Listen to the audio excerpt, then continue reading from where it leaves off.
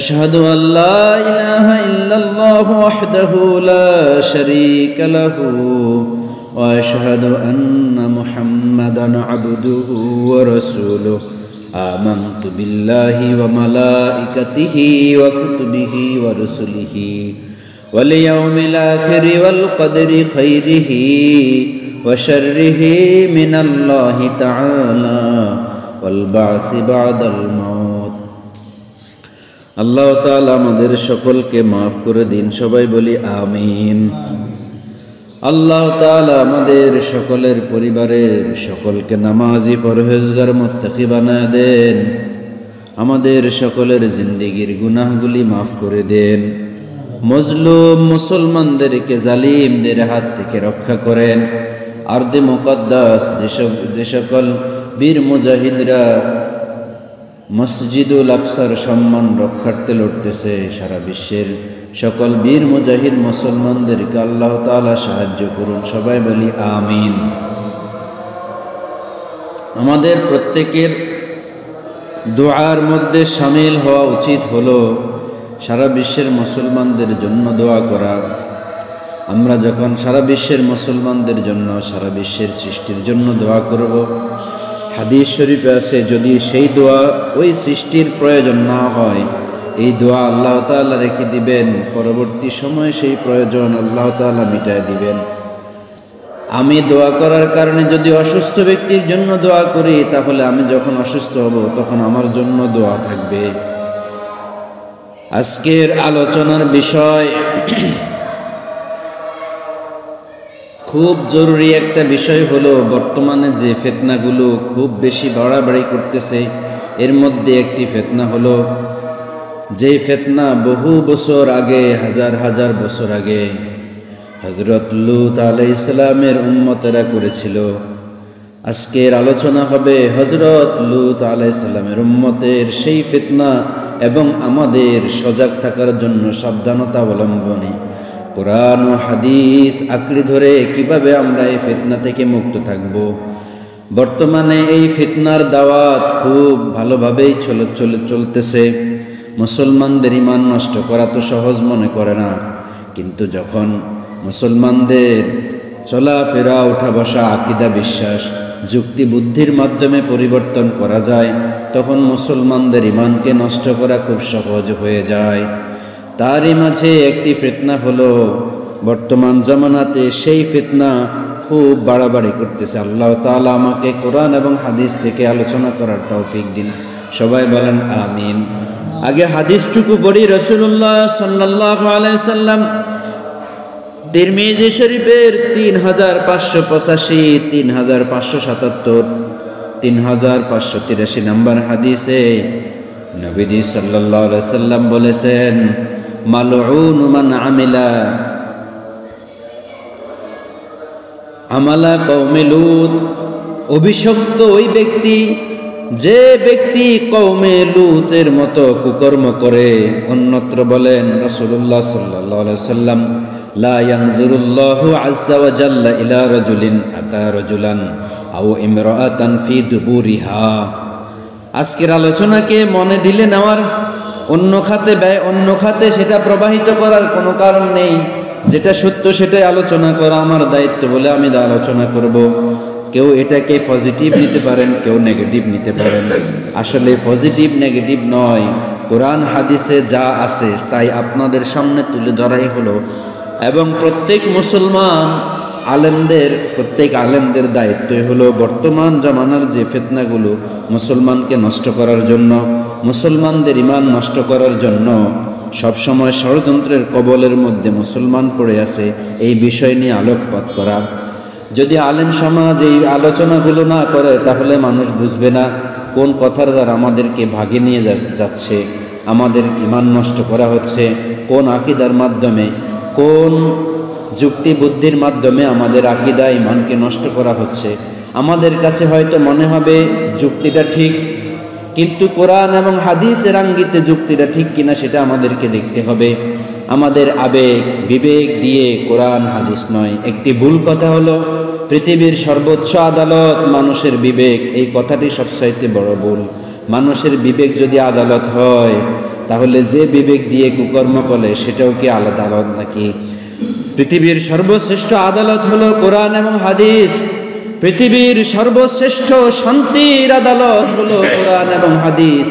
এর চাইতে আর কোনো সমাধান পৃথিবীতে শান্তিময় নেই যেই সমাধান কোরআন এবং হাদিসে আছে। এই জন্যে মানবতার মুক্তির দূত, সর্বশ্রেষ্ঠ নবী, সর্বশ্রেষ্ঠ রাসূল, খাতামুন নবিয়্যিন রাসূলুল্লাহ সাল্লাল্লাহু আলাইহি সাল্লাম বলেছেন, উম্মত যতক্ষণ পর্যন্ত কোরআন এবং হাদিসকে তুমি আঁকড়ে ধরে থাকবা, ততক্ষণ পর্যন্ত পৃথিবীর কেউ তোমাকে নষ্ট করতে পারবে না, ক্ষতি করতে পারবে না, অসম্মান করতে পারবে না। সেজন্য আমাদের প্রত্যেক কদমে কদমে কোরআন এবং হাদিসকে আঁকড়ে ধরে রাখতে হবে। আমাদের বিবেক দিয়ে যেটা ভালো লাগে সেটা ভালো নয়, আমাদের যুক্তি দিয়ে যেটা ভালো লাগে সেটা ভালো নয়, আমাদের বুদ্ধি দিয়ে যেটা ভালো লাগে সেটা ভালো নয়। ভালো হলো কোরআন এবং হাদিসে বলেছে কিনা। রাসূলুল্লাহ সাল্লাল্লাহু আলাইহি সাল্লাম বলেছেন, লা ইয়ানজুরুল্লাহু আযজা ওয়া জাল, আল্লাহ তাআলা ওই ব্যক্তির দিকে ফিরে তাকাবেন না, ওই ব্যক্তির দিকে ফিরে তাকাবেন না। কোন ব্যক্তি? ইলা রাজুলিন আতা রাজুলান আও ইমরাতান ফি দুবুরিহা, যে ব্যক্তি কোনো পুরুষ বা নারীর মলদারে মধ্যে সেই উপভোগ করে। এই জিনিসটা আপনাকে বুঝতে হবে, যেটাকে লাওয়াতাত বলা হয়। যেই ফিতনা পৃথিবীতে এখন ছড়িয়ে ছিটিয়ে বেড়াচ্ছে, যে ফিতনার কারণে বিশ্বে এইডস রোগ আল্লাহ তাআলা দিয়ে দিয়েছেন, আমাদের এই পৃথিবীতে মানুষকে পথ দেখানোর জন্য প্রত্যেক কওম, প্রত্যেক এলাকায়, বিশ্বে ব্রহ্মাণ্ডে আল্লাহ তাআলা অসংখ্য নবী রাসূল সৃষ্টি করেছেন। নবী রাসূলদেরকে পাঠিয়ে ওই জাতিকে সাবধান করেছেন যে এভাবে চলো। আসলে মূলত তোমার রব আল্লাহ, আমি আল্লাহর পক্ষ থেকে প্রতিনিধি, আমার কথা মেনে চলো। উনি এভাবে চলতে বলেছেন, এটা করবা না, এটা করো। তেমনিভাবে হযরত লূত আলাইহিস সালাম, আমরা কয়েকজন নবীর নাম শুনি, কোরআন মাজিদে 25 জন নবীর নাম আছে। এর চাইতেও অসংখ্য নবী রাসূলকে আল্লাহ তাআলা পাঠিয়েছেন। যেমন আমরা নাম শুনেছি হযরত ইব্রাহিম আলাইহিস সালাম, আমাদের মুসলিম জাতির পিতা, আমাদের আদি পিতা হযরত আদম আলাইহিস সালাম। হযরত ইব্রাহিম আলাইহিস সালামের চাচাতো ভাই হলো হযরত লূত, ভাতিজা। হযরত লূত ভাতিজা, চাচাতো ভাই না, ভাতিজা। হযরত লূত আলাইহিস সালাম নিজের এলাকা থেকে তারা হিজরত করে কেরান চলে গেলেন।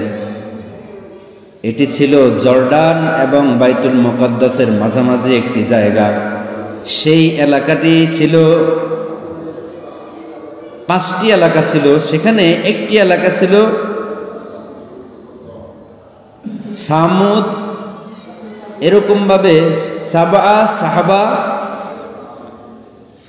দামু, এরকম 5টি এলাকা ছিল। তার মধ্যে সবচাইতে যে বড় এলাকাটি রাজধানী, সেখানে লূত আলাইহিস সালামকে পাঠানো হয়েছিল দায়িত্ব দিয়ে। তো লূত আলাইহিস সালাম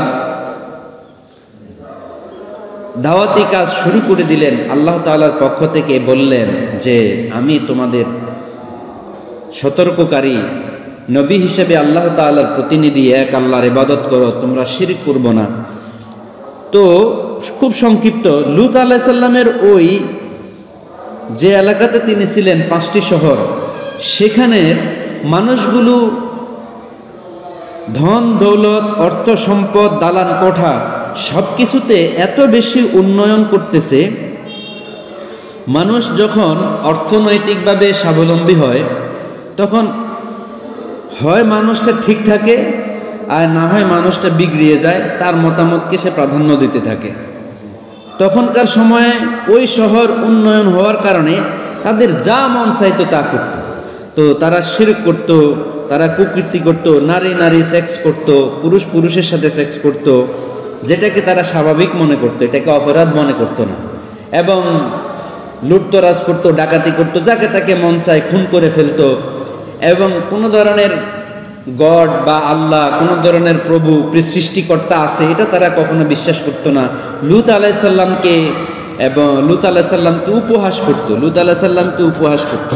তো সেই লূত আলাইহিস সালামের সেই কওমের সবচাইতে জঘন্য যে কাজ ছিল, সেটা হলো বাংলা যেটাকে সমকামিতা বলে, যে পুরুষ পুরুষকে বিবাহ করা, মহিলা মহিলাকে বিবাহ করা, মেয়ে মেয়েকে বিবাহ করা, নারী নারীকে বিবাহ করা। কিছুদিন আগে আমরা একটা নিউজ দেখছিলাম বিবিসি এবং বিভিন্ন সংবাদ মাধ্যমে যে নোয়াখালীর একটা মেয়ে উত্তরাঞ্চলের এক জায়গায় গিয়ে আরেক মেয়েকে সে বিয়ে করার জন্য গেছে, মেয়েকে বিয়ে করার জন্য গেছে। এবং সে বলছে কিভাবে তোমার এটা কেমনে কিভাবে হলো? তো বলল যে আমি ফেসবুকে চ্যাট করতে করতে করতে করতে তাকে আমার ভালো লেগেছে, সেজন্য আমি তাকে বিয়ে করতে চাই। কে? মেয়েকে, ছেলে মেয়েকে না। এই যে ফিতনা। এবং আমরা অবশ্যই হিজড়াদেরকে সম্মান করি, যারা হিজড়া জন্মগতভাবে সবাইকে সম্মান করে, তারাও আল্লাহ তাআলার মাখলুক, তারাও আল্লাহ তাআলার বান্দা, আল্লাহ তাআলার সৃষ্টি। তাদের উপরে যদি মাসআলা হলো, যাদের যদি নারীর অংশ বেশি থাকে তাহলে তাকে নারী হিসেবে ধরতে হবে, আর যদি পুরুষের ভাব তার ভিতরে বেশি থাকে তাকে পুরুষ হিসেবে ধরতে হবে। ওইভাবে তার উপরে ইসলামের শরীয়তের হুকুম থাকবে। তো সেক্ষেত্রে দেখা যায় ইসলামেও হিজড়াদের কি আছে? স্থান আছে। তাহলে আমাদের ঘৃণা করা যাবে? তাকেও, তাদেরকে বাদ দিয়ে সমাজ নয়, হতে পারে সেও তো আপনার বোন, আত্মীয় স্বজন, সেও তো এই সমাজেরই কেউ। কিন্তু এই হিজড়া, যেটার ইংরেজি শব্দ ট্রান্সজেন্ডার, এই ট্রান্সজেন্ডার শব্দ দিয়ে বিভ্রান্ত করে এক ধরনের ফিতনা শুরু হয়েছে। আমরা যেভাবে অঙ্ক করেছিলাম, বীজগণিত, পাটিগণিতের অঙ্ক, যে মনে করে পুত্রের বয়স, মনে করে এক্স, ঠিক কিনা? তো এখন এই ট্রান্সজেন্ডারের নামে একটা ফিতনা শুরু হয়েছে। আপনার বোনকে আপনি বোন বলতে পারবেন কিনা আপনি সন্দেহ করে যাবেন সামনের দিকে, এমন হয়ে যাচ্ছে। বিষয়টা হলো এমন যে কেউ মনে মনে নিজেকে ফিল করতেছে যে আমি ছেলে, একটা মেয়ে মনে মনে করতেছে কি যে আমি ছেলে, আর একটা ছেলে নিজেকে মনে মনে ভাবতেছে যে আমি মেয়ে। আবার টাকা পয়সা খরচ করে ছেলে মেয়ে হয়ে যাচ্ছে, মেয়ে ছেলে হয়ে যাচ্ছে অপারেশন করে। যেটা পৃথিবীর মাঝে যত অপরাধ আছে তার মধ্যে জঘন্যতম, জঘন্যের জঘন্য, সবচাইতে সর্বনিকৃষ্ট জঘন্য কাজ আল্লাহ তাআলার সৃষ্টিকে ব্যতিক্রম করে ফেলা। আল্লাহ তাআলা আমাকে আপনাকে যেভাবে সৃষ্টি করেছে, যেই দেহ দিয়ে সৃষ্টি করেছে, সেই দেহকে আমি পুরুষ, আমি অপারেশন করে আমি নারীর সব কিছু পুশ করলাম মেডিসিন দিয়ে, আমি নারী হয়ে গেলাম। আবার আমি মেয়ে, আমি মন চাইলো, আমার মন বললো যে আমি ছেলে হয়ে যাই। তো এটা লূত আলাইহিস সালামের উম্মতের মাঝে ছিল এই ফিতনা। রাসূলুল্লাহ সাল্লাল্লাহু আলাইহি সাল্লাম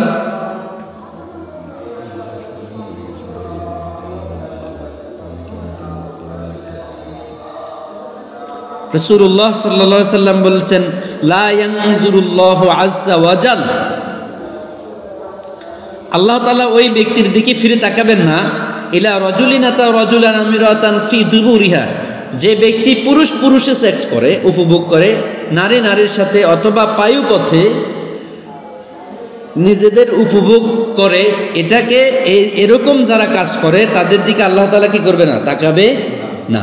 তো আল্লাহ তাআলা যদি ওই বান্দার দিকে, ওই মাখলুকের দিকে না তাকায়, তার প্রতি রহম বরকত কিছু আসবে? জান্নাত হবে নাকি জাহান্নামে হবে? এরপরে রাসূলুল্লাহ সাল্লাল্লাহু আলাইহি সাল্লাম বলছেন, এটা সবচাইতে বড় মেসেজ। তাহলে আজ থেকে 1400 বছর আগে রাসূলুল্লাহ সাল্লাল্লাহু আলাইহি সাল্লাম বুঝতে পারছেন যে আমার উম্মতের মাঝে এই ফিতনা আসবে। তিনি বলছেন, ইন্না আখওয়াফা মা আখাফু আলা উম্মতি, আমি আমার উম্মতের জন্য সবচেয়ে ক্ষতিকর ভয় পাচ্ছি, সবচাইতে বেশি ক্ষতির ভয় পাচ্ছি হলো আমালু কওমে লূত, লূত আলাইহিস সালামের উম্মতের যে ফিতনা, এই ফিতনা আমার উম্মতের মাঝে এটা ছড়িয়ে পড়তে পারে, আমি এটার জন্য সবচাইতে বেশি। আখওয়াফু আরবি শব্দের অর্থ হলো অধিক, মানে রাসূলুল্লাহ সাল্লাল্লাহু আলাইহি সাল্লাম অনেক চিন্তিত, ভয় পাচ্ছেন যে আমার উম্মতের মাঝে লূত আলাইহিস সালামের এই ফিতনা, যে নারী নারীর সাথে, পুরুষ পুরুষের সাথে, নারী পুরুষ হয়ে যাওয়া, পুরুষ নারী হয়ে যাওয়া, এই ফিতনা না জানি আমার উম্মতের মাঝে ছড়িয়ে ছিটিয়ে পড়ে। আমরা হয়তো এখন দেখতেছি শহরাঞ্চলে হচ্ছে, বিভিন্ন দেশে হচ্ছে, আমাদের বাংলাদেশে এখন এটা অ্যাভেলেবেল হয়ে গেছে। এবং পুরুষ পুরুষকে বিয়ে করা, নারী নারীকে বিয়ে করা, এটাকে বলতেছিল স্বাধীনতা, নিজের ব্যক্তিগত স্বাধীনতা। এটা এখানে আলোচনা করার মানে হলো, আপনি যদি বলেন হুজুর এই গ্রাম অঞ্চলে এই আলোচনা যাবে না, আপনি তাহলে ভুল পথে আছেন। এই গ্রাম অঞ্চল থেকেই তো ওই মেয়েটা গিয়েছিল, নোয়াখালী থেকে। এখন যেহেতু ফেসবুক আর শহরে নাই, ইউটিউব আর শহরে নাই, সব তো ওই যেখানে একদম কারেন্ট আর কি আছে, ইন্টারনেট আছে, নেটওয়ার্ক আছে, সেখানে চলে গেছে। সেহেতু এই ফিতনা আপনার কাছে চলে গেছে এবং তারা বিভিন্ন ভিডিওর মাধ্যমে, বিভিন্ন যুক্তির মাধ্যমে, বিভিন্ন লেখার মাধ্যমে বোঝায় this is your own life, this is earth, এই দুনিয়া তোমার, তোমাকে এই দুনিয়া, তুমি এই দুনিয়াতে আসছো, এটা তোমার উপভোগের সময়, তুমি যেভাবে উপভোগ করবা সেভাবে উপভোগ হবে। তো সেই উপভোগের অংশ হিসেবে তাদের যুক্তি হলো, তোমার যদি মন চায় তুমি নারী পুরুষ হয়ে যাও। তাহলে ইসলামের ব্যতিক্রম পথ নাকি ইসলাম এটাকে সাপোর্ট করে? আমরা জানি কিনা জানি না, আপনারা আমাদের প্রতিবেশী দেশেও কিন্তু এটা অ্যালাউ করে দিছে যে এটা কি আছে, সমকামিতা, পুরুষ পুরুষকে বিয়ে করা, নারী নারীকে বিয়ে করা। তো এই ফিতনার ভয় রাসূলুল্লাহ সাল্লাল্লাহু আলাইহি সাল্লাম 1400 বছর আগে উম্মতকে মেসেজ দিয়ে গেছেন। মিশকাত শরীফ, তিরমিজি শরীফের হাদিস। এবং এই কওমে লূত আলাইহিস সালামের এই উম্মতের যে ঘটনা খুব সংক্ষিপ্ত, ওনার ব্যাপারে কোরআন মাজিদে 15টি সূরায় 87টা আয়াত নাজিল হয়েছে এই কওমে লূতের এই ঘটনায়। তারা এত নিকৃষ্ট কাজ শুরু করে দিয়েছিল এই ফিতনার মাধ্যমে। এজন্যে ইসলামী শরীয়তের মাসআলা অনুযায়ী নিজের সন্তান যদি সুন্দর লাগে চোখের মধ্যে, ছোট বালকদেরকে, ছোট ছোট বাচ্চাদেরকে যদি অনেক সুন্দর লাগে, নিজের চোখের মধ্যে অনেক ভালো লাগে, তাদেরকে আদর করা জায়েজ নেই, কারণ এটা ভিন্ন পথে গড়াতেই পারে। সেজন্য ইসলাম এটা নিষেধ করছে। প্রয়োজনে এই বাচ্চা থেকে দূরে থাকতে হবে, এটা শয়তানের ওয়াসওয়াসা, এই যে ফিতনা। তো আল্লাহ তাআলা তাদেরকে এই ফিতনা সহ্য করতে না পেরে লূত আলাইহিস সালাম এত অতিষ্ঠ হয়ে গেছে, একটা মানুষও তারা ইসলাম ধর্ম কবুল করে নাই। এবং তারা বলতেছে, লূত সহ যারা আছে, আখরিজুকুম মিন, যে এরকম যারা আছে তাদেরকে এই কওম থেকে, এই এলাকা থেকে বের করে দাও, তারা পবিত্র থাকতে চায়। তাদের ডায়লগ ছিল, এটা কোরআনের আয়াত, যে তাদেরকে এই এলাকা থেকে বের করে দাও, এরা সবসময় পবিত্র থাকতে চায়। যেমন এখনকার সময়ে হক্কানি ওলামায়ে কেরাম কোনো এলাকাতে যদি থাকে, হক্কানি কোনো আলেম থাকে, যে সে সত্য কথা বলে, ভালো কথা বলে, তখন আস্তে আস্তে তাকে ওই এলাকার মানুষগুলো হয় পছন্দ করে, না হয় ওই এলাকা থেকে বিতাড়িত করার চেষ্টা করে। বেশি হক বলে, কি বলে, এই হুজুরটা বেশি হক আলোচনা করে, এই হুজুরটারে দিয়ে হবো না, স্বার্থ হাসিল হবে না। তো স্বার্থ হাসিল হওয়া আলেম দিয়ে কি ইসলামের খেদমত হবে? কথা বলেন। যদি ব্যক্তি স্বার্থ হাসিল করে, এর দিয়ে কি ইসলামের খেদমত হবে? সে যদি পকেটে টাকা ঢুকানোর জন্য ইসলামের খেদমত করতে যায়, এ দিয়ে কি খেদমত হবে? কারণ হাসরের দিন যারা জাহান্নামে যাবে, এর মধ্যে একটা দল এটা, 3 জন, একজন শহীদ জাহান্নামে যাবে, একজন বক্তা বড় আলেম জাহান্নামে যাবে, আরেকজনের কথা আমার এখন দিলে আসতেছে না। এই বক্তার মধ্যে একজন যে তাকে ডাক দিবে, এদিকে আসো, তুমি কি কাজ করছো? আমার তো সারা বিশ্বে আমি ইসলামের দাওয়াতের জন্য মাহফিল, বক্তা, মানে আমি তো অনেক দাওয়াতি কাজ করছি, কোটি কোটি মাহফিল করছি আমার জীবনে। তো আল্লাহ তাআলা বলবে, হ্যাঁ তুমি সত্য কথা বলছো, তবে তুমি করছো, তোমার নাম যশ খ্যাতি যেন সব জায়গায় ছড়ায় যায়, শায়ক ডক্টর এটা সেটা যেন তোমাকে বলে, সব জায়গায় যেন তোমাকে একটা, এখনকার যেটা চলে, হ্যাঁ, তো তুমি যেটা যশ খ্যাতি চেয়েছিলা দুনিয়াতে, সেটা আমি তোমাকে দিয়ে দিয়েছি, কিন্তু যে জন্য তোমাকে এলেম দিয়েছি সেটা তুমি করো নাই। তাহলে তোমার এখন তো তোমার পাওনা আমি দুনিয়াতে দিয়েই দিছি, তুমি যাও ফটো। এই শহীদ যে যুদ্ধের মধ্যে ইসলামের জন্য শহীদ হয়েছে আমরা জানি, নামের আগে শহীদ, তাকে ডাকবে, এদিকে আসো, তুমি কি করছো? আল্লাহ আপনার জন্য তো আমি জান কোরবান করে দিছি।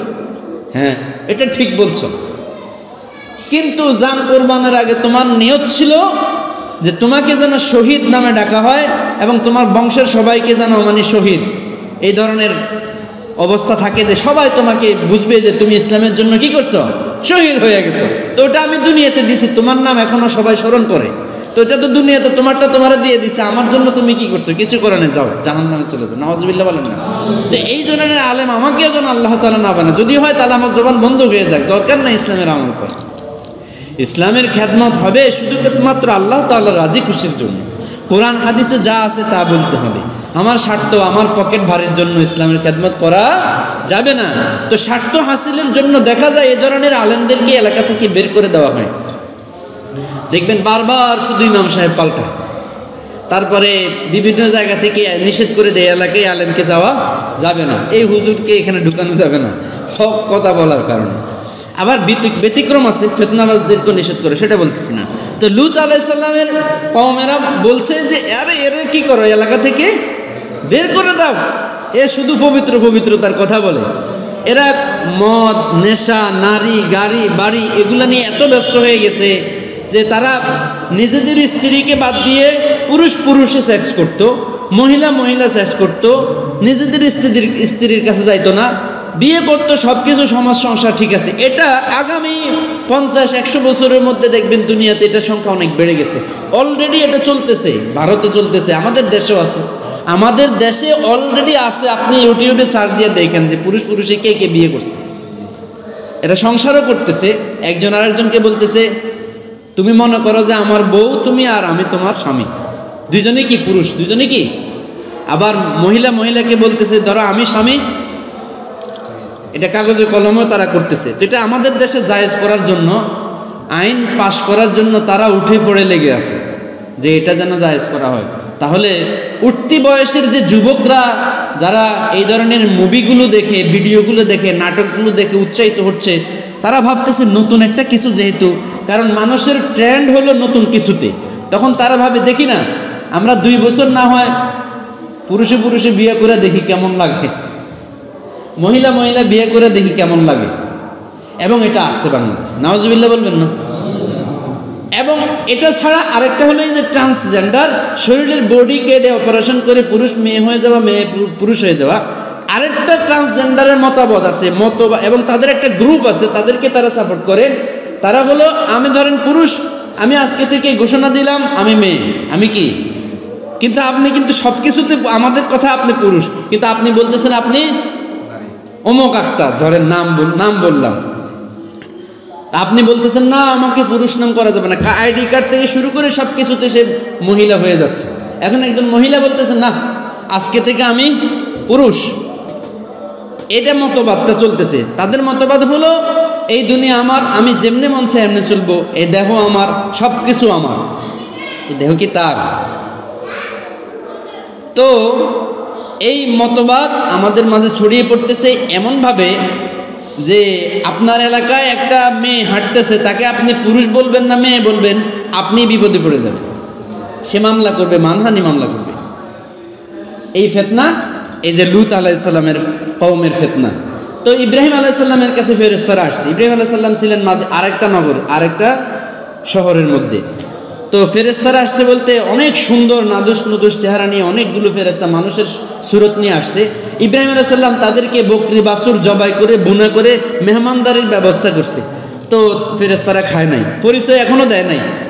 ইব্রাহিম আলাইহিস সালাম ভয় পাইছে যে তখনকার সময়ে ডাকাতরাই কাজ করতো, কারো বাড়িতে মেহমান হিসেবে যাইতো, যদি তাদের খাবার না খাইতো তাদেরকে খুন করে চলে আসতো। ইব্রাহিম আলাইহিস সালাম ভয় পেয়ে গেছে। তো ফেরেশতারা কি খানা খাবে? ফেরেশতারা ভয় না দিয়ে ইব্রাহিম আলাইহিস সালামকে বললেন, আল্লাহর নবী আপনি ভয় পাইয়েন না, আমরা মূলত আসছি অমুক, আমরা আল্লাহ তাআলার ফেরেশতা, আমরা যাব কওমে লূতের কাছে এবং তাদেরকে ধ্বংস করার জন্য যাচ্ছি। তখন ইব্রাহিম আলাইহিস সালাম বলল, কি আমার ভাতিজা ওখানে লূত আছে, তো তোমরা কেন যাচ্ছ সেখানে? তখন বলল, আরে ওটা লূতকে আমরা দেখব, ওখানে কি চলে না চলে আমরা ভালোভাবেই জানি, ওই অঞ্চলের মধ্যে সেটা চলতে, 5টা এলাকার মধ্যে। এবং এখনও ওখানে যেটাকে ডেড সি বলা হয়, মৃত সাগর, এবং ওই সাগর এবং জর্ডানের যে নদী আছে, ওই পানিটা হলো তৈলাক্তযুক্ত পানি। ওখানে মাছ, ব্যাঙ বা প্রাণী ওখানে থাকতে পারে না, সেজন্য ওটার নাম দিয়েছে ডেড সি, বা অনেকে বলে যে মৃত নদী নাম দেওয়া। ওই নদীটা, ওই জায়গাটার মধ্যে এই লূত আলাইহিস সালামের কওমের বসবাস ছিল। তো ফেরেশতারা গেছে অনেক সুন্দর চেহারা নিয়ে, বালক, ছোট ছোট অনেক সুন্দর ছোট ছোট বাচ্চাদেরকে দেখবেন, দেখলে আদর করতে মন চায়, একটু চুমু খেতে মন চায়, একটু বুকে জড়াতে মন চায়। সাবধানতা অবলম্বন করতে হবে। বিভিন্ন প্রতিষ্ঠানে এই ধরনের ফিতনা হচ্ছে, দেখেন না, পুরুষ পুরুষের সাথে, এটা এই কারণে নিষেধ। তো তারা এটা করত। যখন ফেরেশতারা লূত আলাইহিস সালামের ঘরে আসলো, লূত আলাইহিস সালাম মেহমানদারের আয়োজন করছে, তারা সবাই শুনছে যে নাদুস নুদুস সুন্দর কতগুলো বালক আসছে লূত আলাইহিস সালামের ঘরে, তারা সবাই আসছে তাদের সাথে কুকর্ম করার জন্য। অথচ আল্লাহ তাআলা কোথাও যদি কোনো আযাব দেন, শেষ পর্যন্ত ওই বান্দাদেরকে পরীক্ষা করে দেখেন যে তারা আসলে দ্বীনের পথে আসে কিনা। তারা ফেরেশতাদের উপরও ঝাঁপিয়ে পড়তে চেষ্টা করছে। তো জিবরাইল আলাইহিস সালাম এসে তাদের পাখার ঝাপটা দিয়ে সবগুলোকে অন্ধ করে দিছে, সব পাগল হয়ে গেছে, অন্ধ হয়ে ছুটাছুটি করা শুরু করেছে। সূরা হুদের মধ্যে এই ঘটনা, আমি কোরআনের ঘটনা বলতেছি, আমার বানানো কথা না। 15টা সূরার মধ্যে 87টা আয়াত নাজিল হয়েছে এই কওমে লূত। তো লূত আলাইহিস সালাম পরে বলল যে আমি আপনাদেরকে সম্মান করতে পারতেছি না। লূত আলাইহিস সালামকে বলল, আপনি এই রজনীর মধ্যে তাড়াতাড়ি করে এলাকা ছেড়ে বের হন, আমরা এই এলাকাকে ধ্বংস করব, আমরা আল্লাহ তাআলার পক্ষ থেকে আসা ফেরেশতা।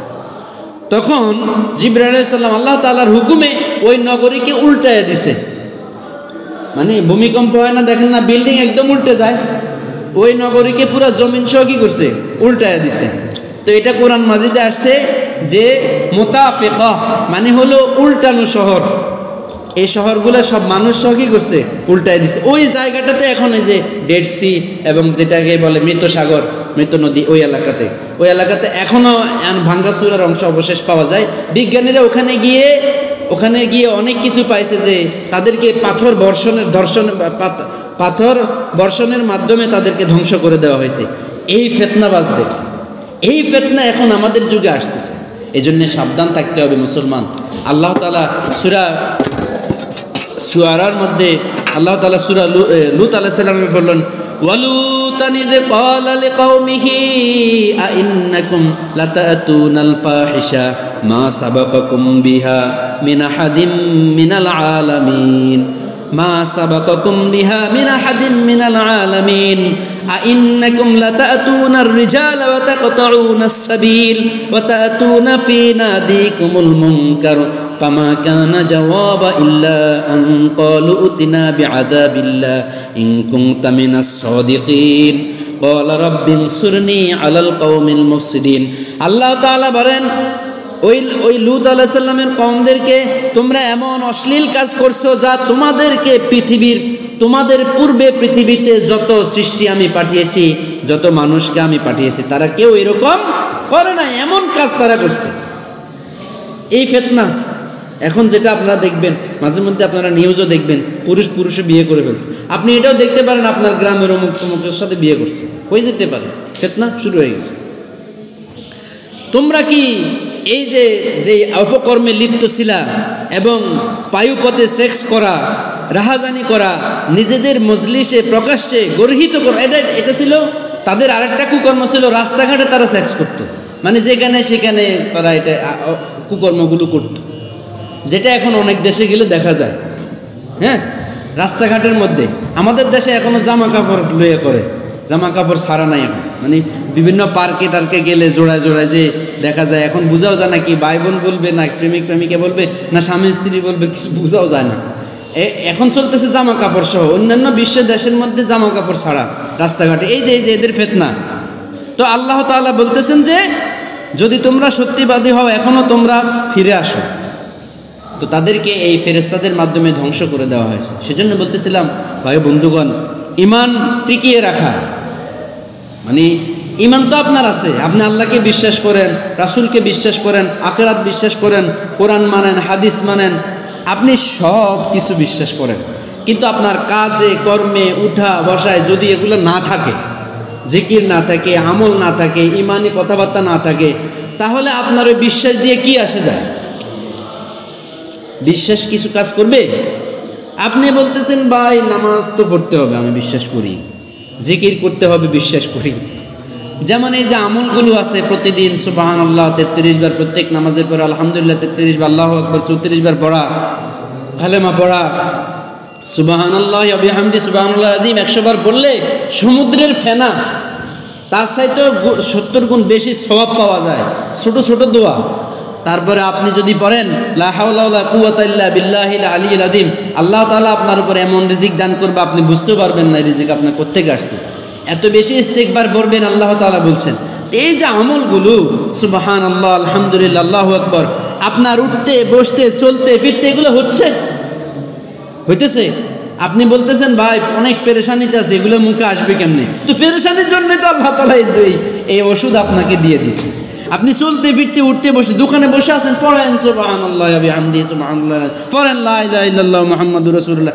দোকানে বসে আছেন, পড়েন আলহামদুলিল্লাহি রাব্বিল আলামিন, সূরা ফাতিহা পড়েন।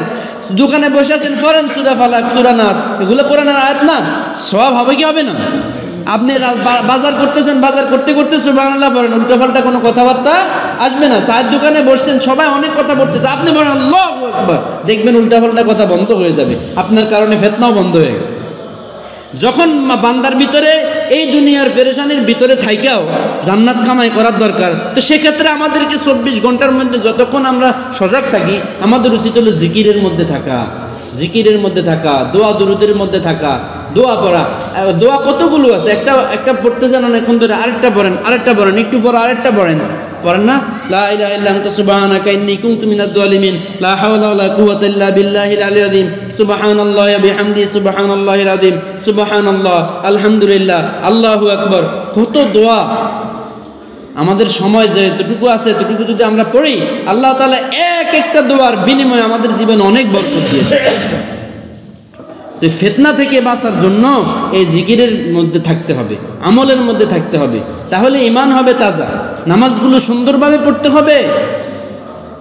ঘরের প্রত্যেক লোককে নামাজি বানাইলে ওইটা আর পোলা বিয়ে করব না। ঘরের লোক যদি নামাজি হয়, কোরআন তেলাওয়াতকারী হয়, এরা আপনি বুঝাইতে পারবেন পোলা বিয়া? সমকামিতা এই ফিতনায় এই এখনো পর্যন্ত সেই নিদর্শন, যদিও জালিমরা এইটা দেখার পরেও এখন সেখানে পর্যটন করে রাখা আছে, ওখানে রেস্তোরাঁ করা আছে, মানুষ এসে ওখানে দেখে, এই পানিতে নামে, এই পানির মধ্যে কোনো প্রাণী থাকতে পারে না, পানিটা তৈলাক্ত পানি, কিন্তু নদী এবং সাগর একসাথে, এটাকে বলে ডেড সি, এটা জর্ডানের পাশে ওই এলাকায়। তো এই যে এখন বর্তমানে যেখানে ফিলিস্তিনদেরকে হত্যা করা হচ্ছে, ওই এলাকাতে অসংখ্য নবী রাসূল আসছে। হযরত ইসমাঈল আলাইহিস সালাম, হযরত ইয়াকুব, ইসহাক, ইব্রাহিম আলাইহিস সালাম তো অলরেডি শুয়ে আছেন। আর তারপরে এই আইয়ুব আলাইহিস সালাম থেকে, ইয়াকুব থেকে শুরু করে তার বংশধরকে বলা হয়, অসংখ্য নবী ওনার বংশে জন্মগ্রহণ করছে। ইয়াকুবকে বলা হয় যে ইসরাইল বংশের জন্মদাতা ইয়াকুব আলাইহিস সালাম। শুনছেন না নাম? হ্যাঁ, ইয়াকুব, ইসহাক, জাকারিয়া, নবীর নাম জানেননি? তো নবীরা আসছে আমাদেরকে পথ দেখাতে, এইটা করিও না, এটা করিও না। তো এখনকার সময় কে আমগরে পথ দেখাবে? এখন তো অনেক বছর হয়ে গেছে, নবীজি চলে গেছে।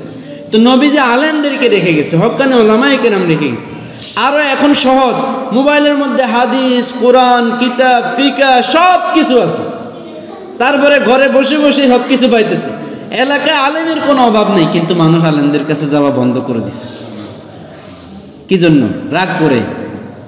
আর হুজুরগো মধ্যে এত ফিতনা, আপনার সমস্যা কি?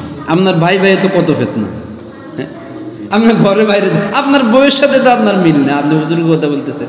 মানুষের মধ্যে ফিতনা থাকবে, মানুষের মধ্যে মত থাকবে, মানুষের মধ্যে আকীদা ভিন্ন থাকবে, তো কি হয়েছে? আপনি খুঁজে বের করে, হকটা খুঁজে বের করে চলেন। সাহাবীদের মধ্যেও এক একজন এক এক রকমভাবে আমল করতেন, এক একটা বিশ্বাস করতেন, তার মানে কি সে বাতিল হয়ে গেছে? এই মতভেদের মধ্যে হকগুলো বেছে বেছে যেগুলো আপনি জানেন এগুলোর উপরে চলেন, তাইলে আলেমদের সাথে সম্পর্ক রাখলে, যখন হক্কানি উলামায়ের কাছে সম্পর্ক রাখবেন, তখন আপনারা আরেক ফোলা বিয়ের প্রস্তাব দিলে আপনি মানবেন না, কারণ আপনি আমলের মধ্যে আছেন অলরেডি। আল্লাহ তাআলা এ থেকে আমাদেরকে হেফাজত করুন, সবাই বলেন আমিন। আমাদের বংশধর যারা জীবিত আছে, যারা আছে, আসবে, সারা বিশ্বের মুসলমানদেরকে এই কওমে লূতের এই ফিতনা, যেভাবে সমকামিতা, পুরুষ পুরুষকে বিয়ে করা, পুরুষ পুরুষের সাথে সেক্স করা, মহিলা মহিলার সাথে সেক্স করা, মহিলা মহিলাকে বিয়ে করা, পায়ুপথের মধ্যে সেক্স করা, এবং বিভিন্ন ধরনের এই ধরনের হস্তমৈথুন, এই ধরনের কাজগুলো করা, সেক্স ভিডিও দেখে দেখে যুবকরা একবারে শেষ হয়ে যাচ্ছে। মনে করতেছি এটা অনেক মজা, এটা মজা না ভাই, এটা তোমাদের শেষ করে দিতেছে। খারাপ ভিডিওগুলো তোমাকে কি করতেছে? ও যে ভিডিও বানাইছে সে তো টাকা কামাইতেছে, দেহ দেখাইয়া, শরীর দেখায়, জিনিস দেখায়, কিন্তু তুমি কি করতেছো? তোমার লাইফ বরবাদ করে দিচ্ছ। মনে করতেছো তোমার অনেক আরাম লাগতেছে দেখতে, হ্যাঁ বডিটা দেখতে ভালো লাগতেছে, এটা কালো একটা বডির মধ্যে সাদা ময়দা মাইখাও যদি ভিডিও করে, এটা আমরা দেখতে, কিন্তু বাস্তব জগতে যায় দেখি এই একটা কুৎসিত চেহারা। এগুলা না করি, এগুলা থেকে ফিরে আসি। কারণ ওই সময় যদি মৃত্যু হয়ে যায়, একটা সেক্স ভিডিও দেখতেছি, তখন যদি মৃত্যু হয়ে যায় ইমান নিয়ে যাইতে পারবো, তখন মনে লা ইলাহা ইল্লাল্লাহ পড়ে মরবো।